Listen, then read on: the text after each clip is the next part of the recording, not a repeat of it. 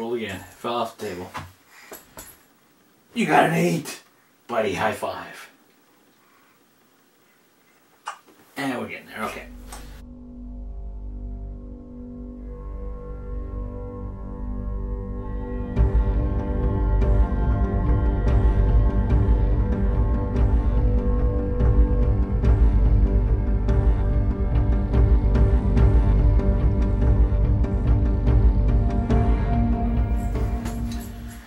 G'day everybody. Welcome to the second video journal for ScreenPlay. First thing, obviously, as you can see, I am teaching my son how to roll dice because that's important for the future generations and the kids out there.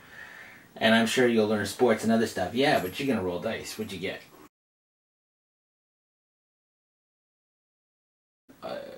You know, editing is gonna be happening next week. And layout is actually getting started this month. I'm just in the middle of kind of trying to finalize on a cover and get that ready to go. So hopefully within the next couple of weeks I'll have some material start showing off on our website. What I'm doing right now is I'm really truly focusing on getting the core release done and out the door.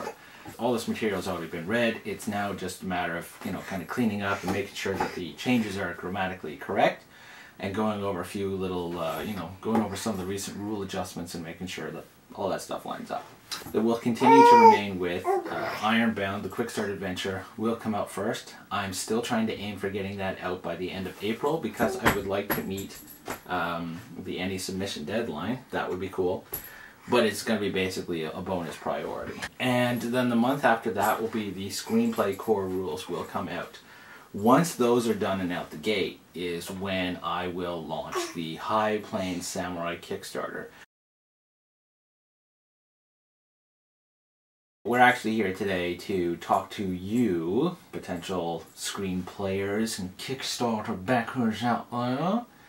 And originally one of the things that I wanted to do was to talk about the main difference between playing screenplay and other story-based open narrative games like Apocalypse World. But instead what we're going to do is we're going to talk about a change to our Kickstarter plans. I've started to actually grow a little bit concerned about the kind of Kickstarter that I want to launch, especially too in such a crowded market like what's going on right now. The aforementioned Apocalypse World hit over $100,000. 7C, my God, that's about to hit $1 million at some point in time. I'd like to give a shout out at this point to Mark Richardson, who's working on all the maps. He's a local Ottawa boy. You would be surprised how many big-time designers are in the Ottawa area. We're coming to take over. We are coming to conquer the world. You should fear us. In addition to, there's also Conan. That one has hit over 300,000 pounds. Cult has hit over, you know, like a million kronas or whatever their currency is, over $100,000. There's a lot of Kickstarter campaigns that are going on at the moment. Let's not even forget Monty Cook has just started one with the Cypher System games. But yeah, with so many going on at the moment, and it's such a crowded market, obviously anything that I'm planning on doing is not going to happen for months on end. But it does kind of lead to a bit of concern of Kickstarter fatigue. At some point in time, everyone's going to be running through their budgets for the entire year by the time we hit the end of March. So where I'm going with this is that it's not as if ScreenPlay itself needs to be Kickstarted to get out the door. And where I'm going with this is that I'm starting to think that something like individual stories, such as High Plains Samurai, big epic scale stories that can be told with ScreenPlay, that maybe that's actually the best avenue of going with. Big epic full color versions of, you know, stories that can be told with ScreenPlay, where the rules are actually included into it. It's its own book altogether. It's basically its own bucket of wax, if I can go all country with it, because that's what happens when you live out in the middle of nowhere for a year. Kickstarter would really be done for ideas that are huge, that are massive, that I really feel could do with a giant book. Treat it as if it's a game all unto itself that uses the ScreenPlay rules. And that's where we go to.